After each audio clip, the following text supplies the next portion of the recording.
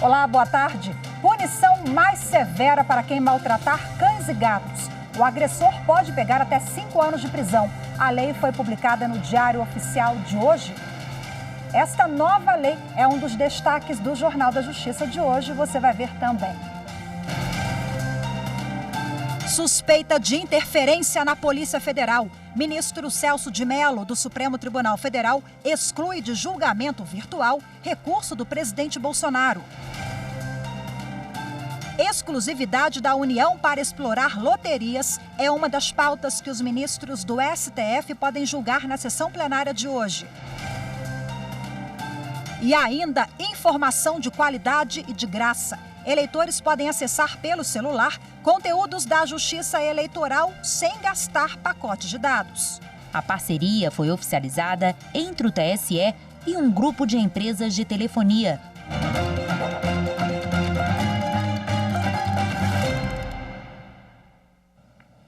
O ministro do Superior Tribunal de Justiça, Benedito Gonçalves, autorizou na manhã desta quarta-feira o cumprimento de mandados de busca e apreensão contra o ex-governador de Santa Catarina, Carlos Moisés, do PSL, e 2 integrantes do governo estadual. A ação foi autorizada a pedido do Ministério Público Federal em inquérito que apura supostos ilícitos na aquisição emergencial de respiradores pulmonares no valor de 33 milhões de reais. Os fatos teriam ocorrido nos meses de março e abril deste ano, em meio à pandemia da Covid-19. A decisão do ministro Benedito Gonçalves, do STJ, determina ainda que o governador e os demais investigados sejam ouvidos pela Polícia Federal, ainda hoje ou em data futura. E também com a autorização da Justiça, a Polícia Federal deflagrou nessa manhã a Operação Rei do Crime para desarticular o importante braço financeiro de uma organização criminosa que pode ter movimentado cerca de 30 bilhões de reais. Na ação de hoje, a Polícia Federal cumpriu 13 mandados de prisão e 43 de busca e apreensão em São Paulo e em Santa Catarina. Foram interditadas mais de 70 empresas. A Justiça autorizou o bloqueio de contas bancárias com valores que chegam a 730 milhões de reais. Foram apreendidos 32 carros, 9 motocicletas, 2 helicópteros, 3 motoaquáticas, 58 caminhões e 42 reboques, além de joias e muito dinheiro. Os bens têm valor aproximado de 32 milhões de reais. Foram bloqueados também móveis de luxo em São Paulo e no Balneário Camboriú, em Santa Catarina. E o ministro do Supremo Tribunal Federal, Celso de Mello, retirou da pauta virtual o recurso do presidente da República, Jair Bolsonaro, que pede para depor por escrito no processo que investiga suposta possível interferência política do presidente na Polícia Federal. O ministro Celso de Mello é relator do inquérito que apura a denúncia de tentativa de interferência do presidente da República no comando da Polícia Federal. A acusação foi feita pelo ex-ministro da Justiça e Segurança Pública, Sérgio Moro, após deixar o cargo em abril. A Advocacia Geral da União entrou com um recurso para que o presidente preste depoimento por escrito.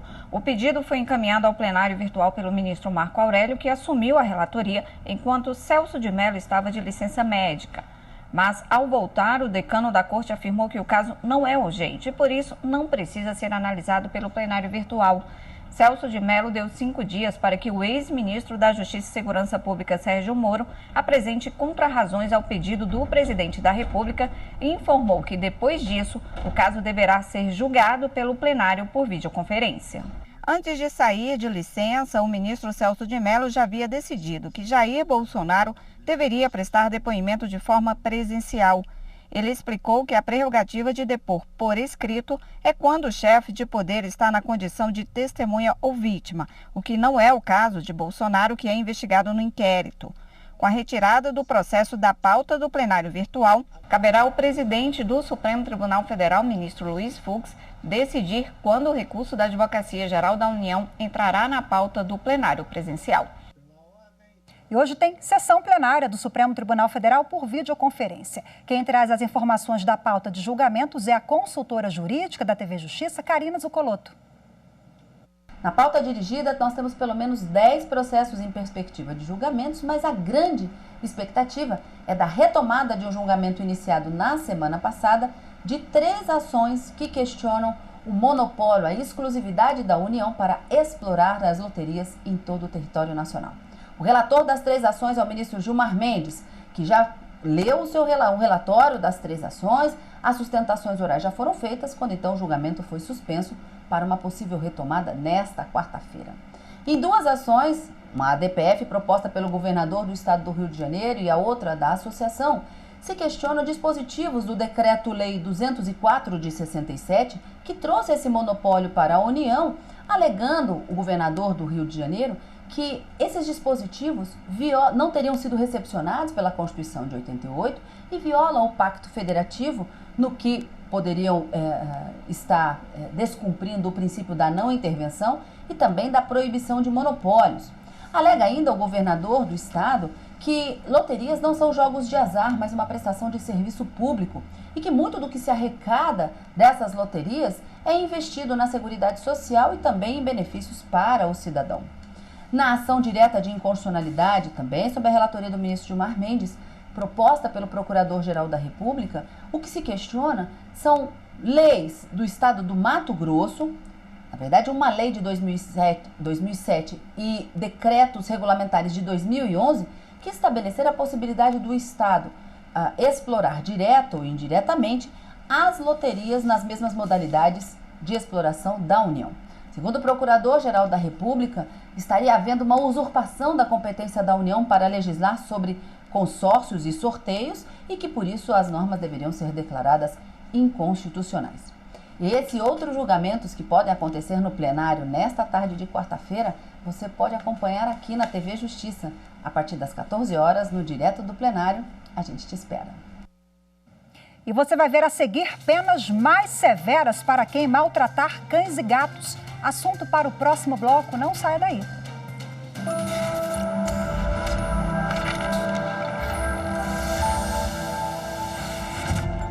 A nossa Constituição Federal de 1988 foi um marco decisivo na nossa história jurídica e política.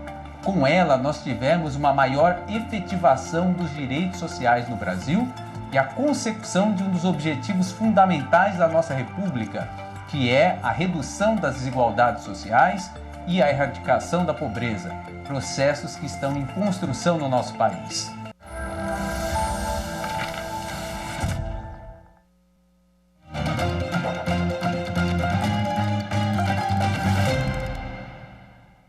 E foi publicada hoje no Diário Oficial da União a pena que aumenta os maus tratos para quem maltratar cães e gatos aqui no país. Essa medida ganhou o apelido de Lei Sanção, em homenagem ao pitbull que teve as patas decepadas em Belo Horizonte. Sanção veio de Minas Gerais para participar da cerimônia da assinatura da lei no Palácio do Planalto, que contou com a presença de outros cães na plateia. Ele foi mais uma vítima de maus tratos aos animais. Em junho deste ano, 2 homens mutilaram as patas dele com um facão. Antes, a legislação previa a detenção de 3 meses a 1 ano e multa para quem maltratasse animais. Agora, com a Lei Sanção, quando se tratar de cães e gatos, a reclusão é maior, de 2 a 5 anos, além de multa e a proibição da guarda. O texto que altera a Lei de Crimes Ambientais de 98 e cria um item específico de proteção de cães e gatos foi publicado hoje no Diário Oficial. A Organização Mundial da Saúde estima que no país existam cerca de 30 milhões de animais abandonados, sendo 10 milhões de gatos e 20 milhões de cães. Um levantamento feito por ONGs de todo o país aponta que o índice de abandono de animais de estimação aumentou 60% na quarentena. No mês passado, no Distrito Federal, em uma única ação foram resgatados 200 cães em situação de maus tratos. Esses animais são levados para abrigos e lares temporários à espera da adoção.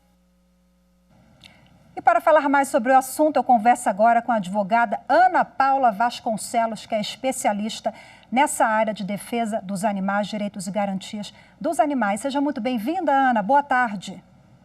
Boa tarde, é sempre um prazer estar aqui com vocês. Ana, eu sei que você participou também ativamente dessa mobilização, né, para aprovação da lei. Você esteve presente ali em várias iniciativas. Aqui no DF é uma voz ativa também nessa pauta. Fala para a gente quais os principais destaques aí, os avanços que nós tivemos com essa legislação. A alteração da legislação no tocante a crime de maus-tratos animais é uma resposta ao anseio da sociedade, que não consegue mais lidar com tanta crueldade de forma passiva.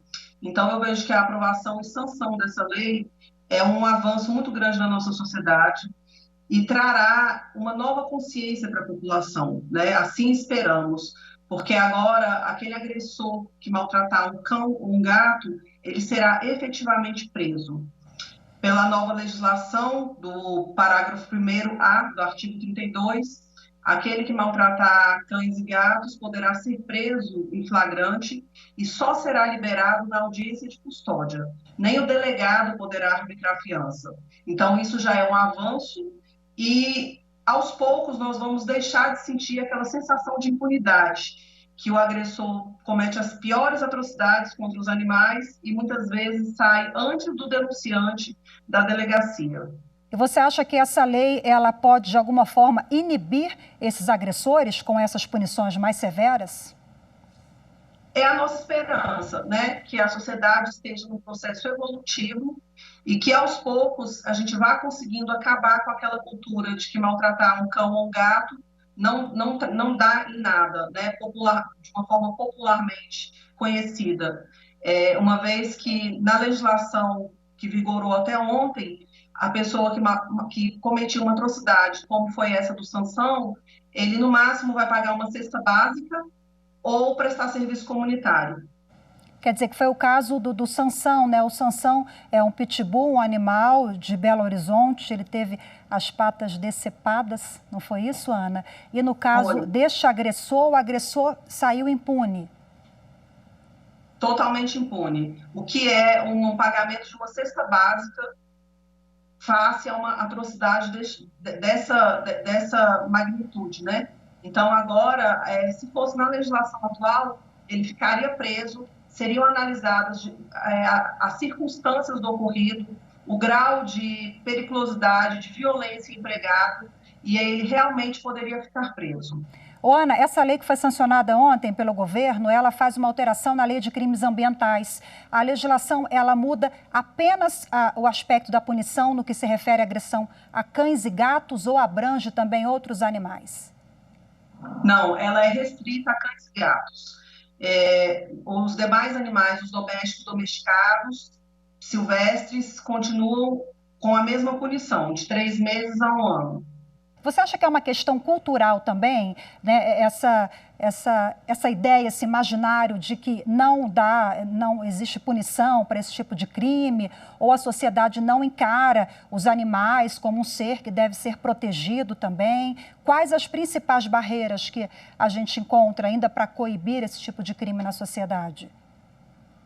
Eu vejo que é realmente uma questão cultural, que ela é mudada ao longo dos anos. Se você pegar o nosso panorama jurídico em relação ao direito e proteção dos animais há 20 anos atrás, nós já evoluímos muito. E apesar de a gente reclamar muito aqui no Brasil ainda, de que nossa legislação é falha, eu vejo que nós temos caminhado, sim, para esse respeito e para a gente cumprir o que a nossa Constituição Federal, no seu artigo 225, traz, que é um meio ambiente equilibrado e todos os animais livres da crueldade humana. Então, a aprovação dessa nova lei traz 2 parâmetros. A questão punitiva, né, que de fato aquele que agrediu o animal terá que pelo menos dormir na cadeia, coisa que hoje nós não temos, né, até ontem, a nossa legislação não previa isso. E a outra circunstância que é muito importante é que a população comece a ver isso com outros olhos e comece a enxergar, olha, se o meu vizinho maltratar um animal, hoje ele terá uma punição maior. Então, eu vejo que a gente vai evoluindo de maneira lenta, às vezes, mas gradualmente, para a gente ter uma sociedade mais justa e menos cruel com os nossos animais. Ana, para a gente finalizar aqui rapidinho, quando a gente fala em maus tratos, a associação é imediata a agressões aos animais, né? A agressão física. Mas os maus tratos também, eles podem ser considerados aquele abandono ou o dono que não cuida de forma adequada do seu bichinho. Perdemos o contato com a Ana? Não, a Ana está aqui com a gente. Vamos lá, a Ana está aqui conosco. Você conseguiu compreender a minha pergunta? Em relação aos maus tratos, isso abrange um conjunto de atitudes, né? Sim, é importante que a população tenha isso em mente. Maltratar um animal não é só agredi-lo fisicamente, é você privá-lo de água, de comida, você deixá-lo acorrentado, não prover assistência veterinária necessária quando o animal está doente, você privar o animal, não tirá-lo de situação desconfortável, deixá-lo exposto ao sol, exposto à chuva. São uma série de fatores que compreendem os maus tratos. Ok, Ana Paula Vasconcelos, mais uma vez, muito obrigada pela entrevista. É dia de celebrar, né, a aprovação dessa lei, um avanço. Boa tarde para você, até a próxima. Obrigada, boa tarde. E no próximo bloco você confere as notícias da Justiça Eleitoral. Continue com a gente.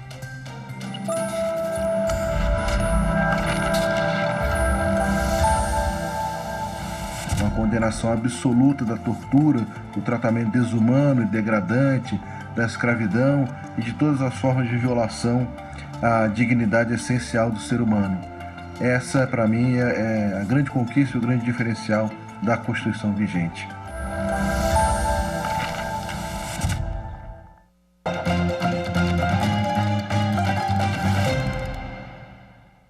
Os ministros do Tribunal Superior Eleitoral mantiveram a reprovação das contas de uma candidata a deputada estadual de Mato Grosso do Sul em 2018. Veja agora esse e outros destaques da sessão do TSE de ontem à noite. O plenário do TSE julgou um recurso de Genir Neves da Silva. Ela foi candidata a deputada estadual por Mato Grosso em 2018 e teve as contas reprovadas pelo Tribunal Regional Eleitoral do Estado. O TRE entendeu que houve irregularidade na contratação da então namorada do filho de Genir para a campanha da política. A decisão foi mantida pelo TSE, assim como a determinação de que Genir deve devolver aos cofres públicos os R$30 mil gastos na contratação. Além da contratação da futura nora, por valor expressivo, não ficaram comprovadas quais atividades foram efetivamente desempenhadas no curto período de 10 dias. Como bem sublinhado por Sua Excelência, o ministro Alexandre, o caso mais se assemelha à fraude na aplicação dos recursos do Fundo Especial.